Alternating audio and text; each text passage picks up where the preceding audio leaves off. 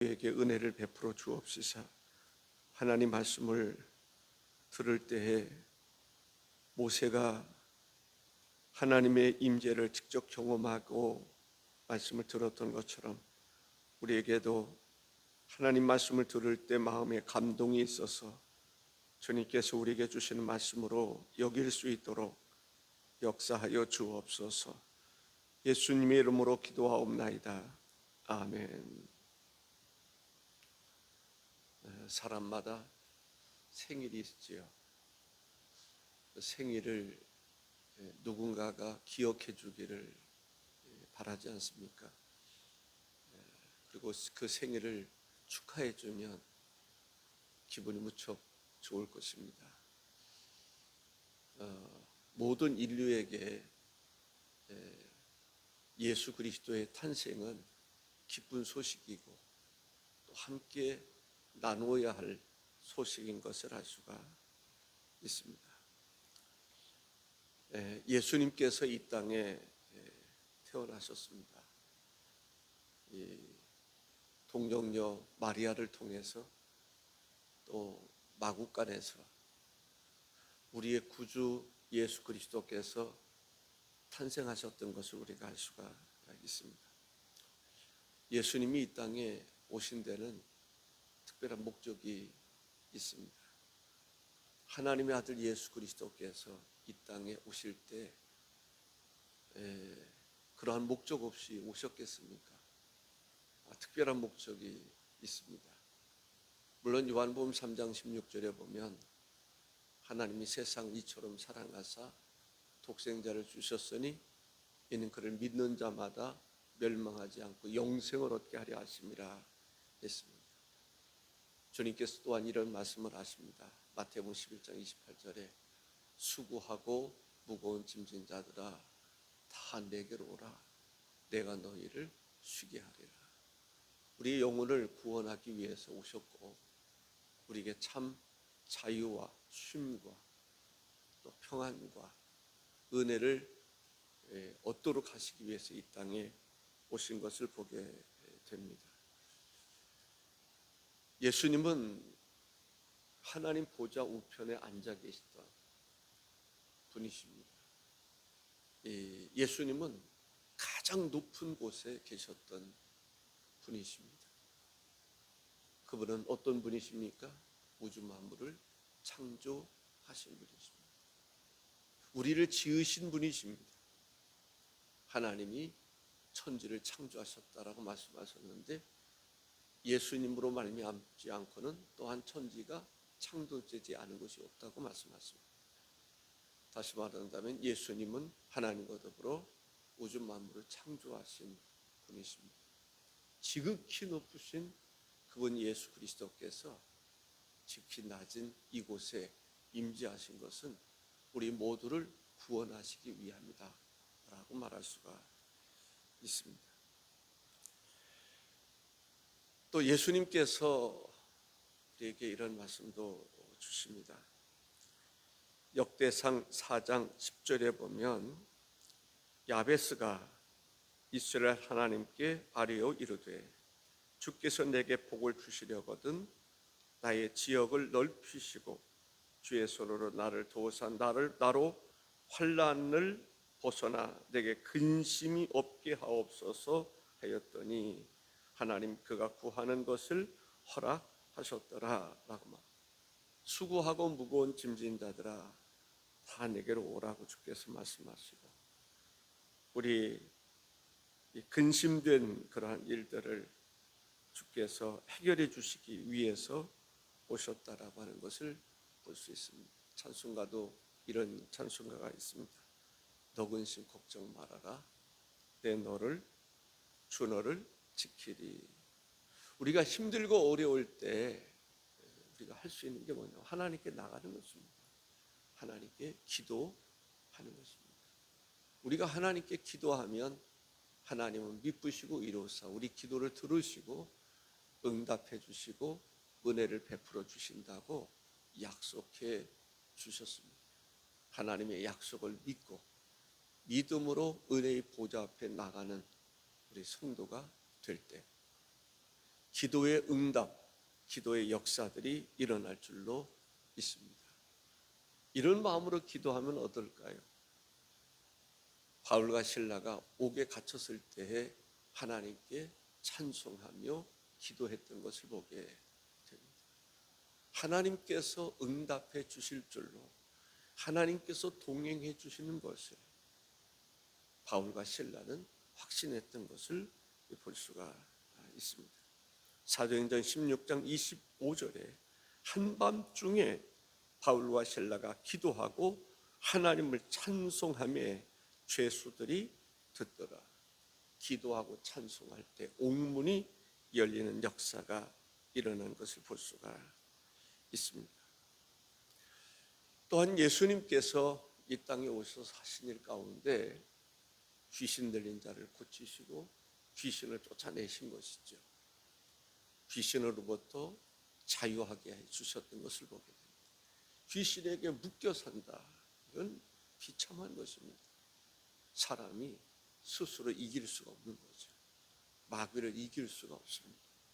그런데 마귀를 그 사람에게서 내쫓아 주신다.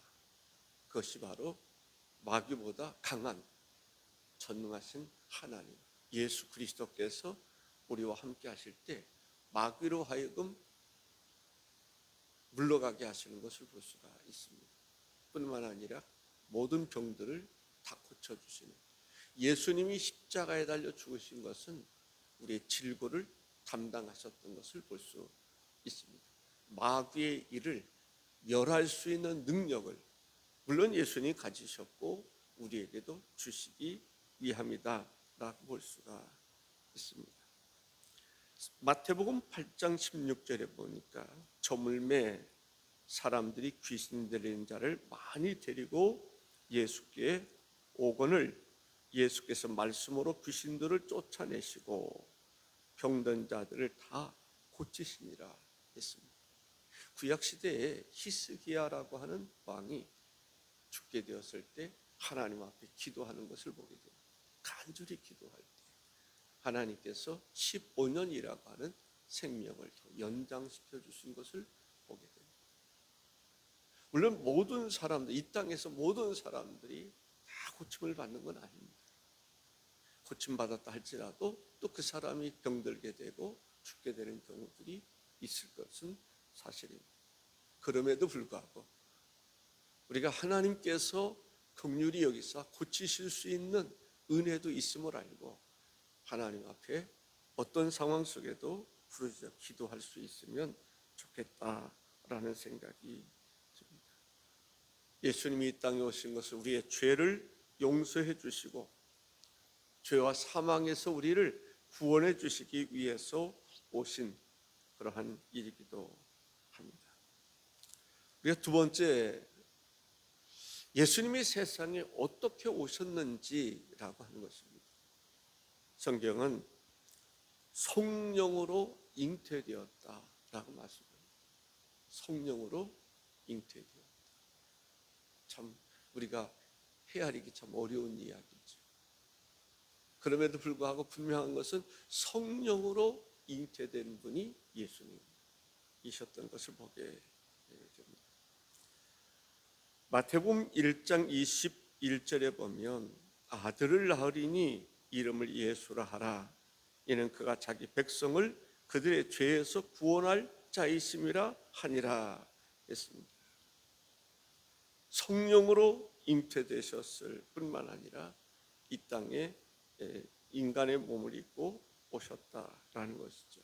이 기쁜 소식을 누구에게 알려주었느냐 하면 목자들에게 알려주었다라는 것이죠. 누가복음 2장 10절에서 12절에 보면 천사가 이르되 무서워하지 말라. 보라 내가 온 백성에게 미칠 큰 기쁨의 좋은 소식을 너에게 전하노라. 오늘 다윗의 동네에 너희를 위하여 구주가 나셨으니 곧 그리스도 주시니라.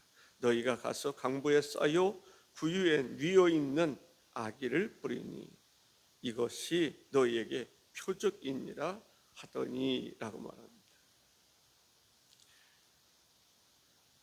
하나님의 천군과 천사가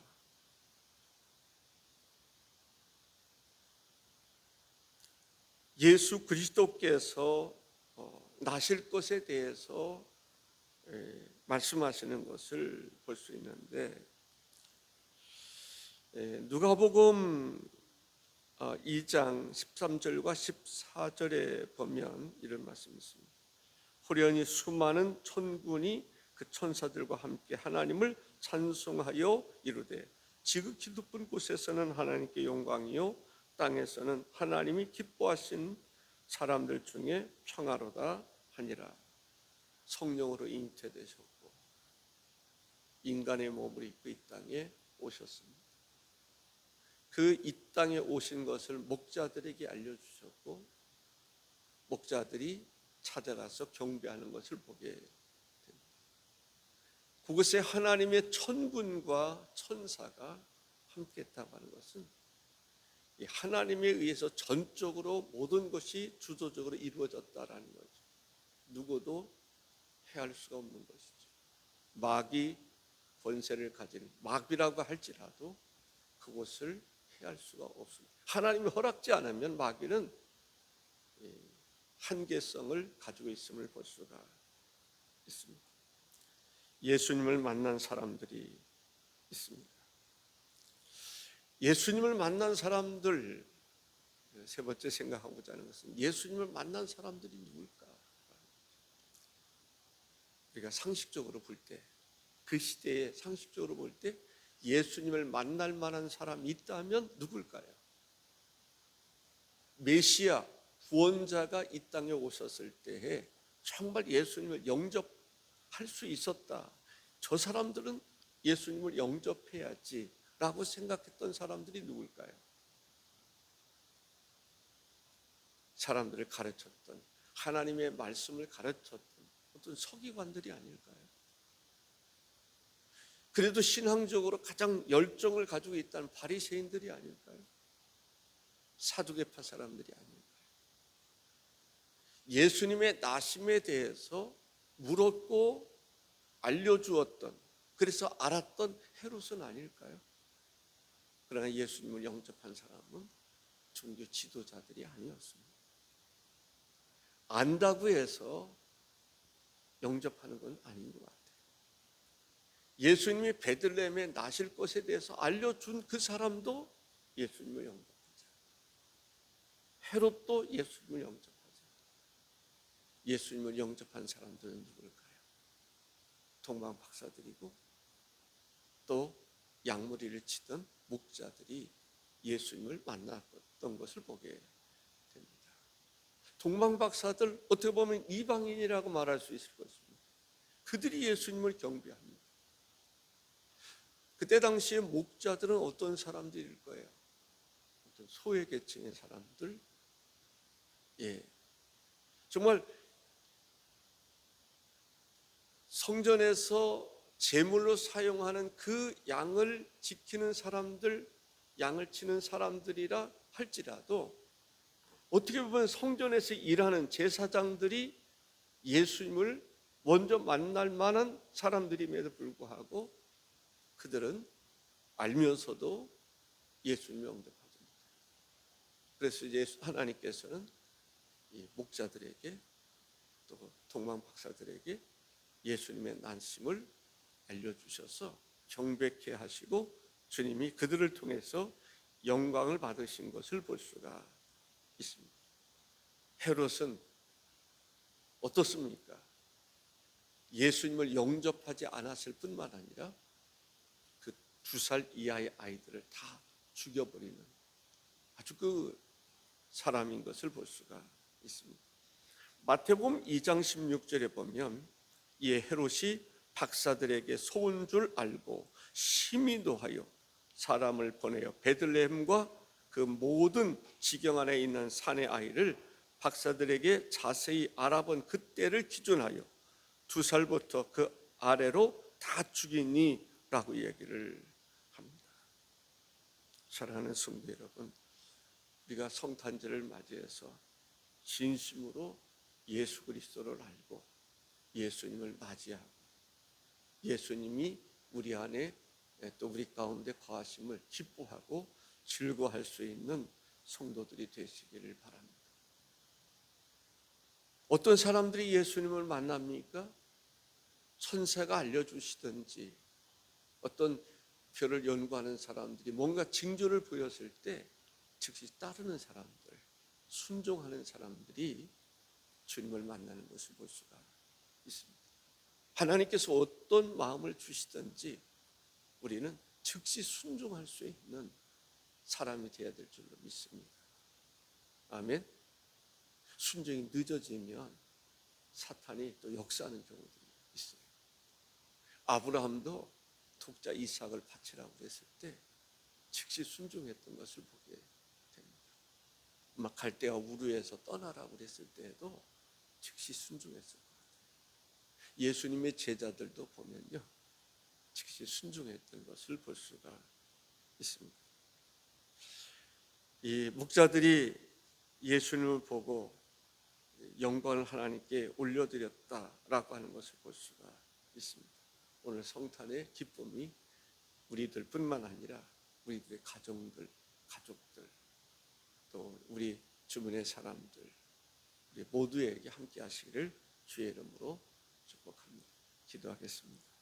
만복의 근원이 되시는 주 하나님 아버지, 오늘 성탄절을 맞이하여 주 안에서 주를 정말 찬양하고 주께 감사하고 또 성탄의 주님을 우리 마음속에 모심으로 우리 마음속에 어둠도 떠나가게 하시고 죄사함도 받게 하시고 구원의 주님, 생명 되시는 주님을 모심으로 구원의 단열에 든든히 서게 하시고 주여 주님과 함께하는 삶을 이 땅에서뿐만 아니라 영원히 살아갈 수 있도록 임마누엘 일하시는 주님과 함께 살아가게 하옵소서. 예수님의 이름으로 기도하옵나이다. 아멘.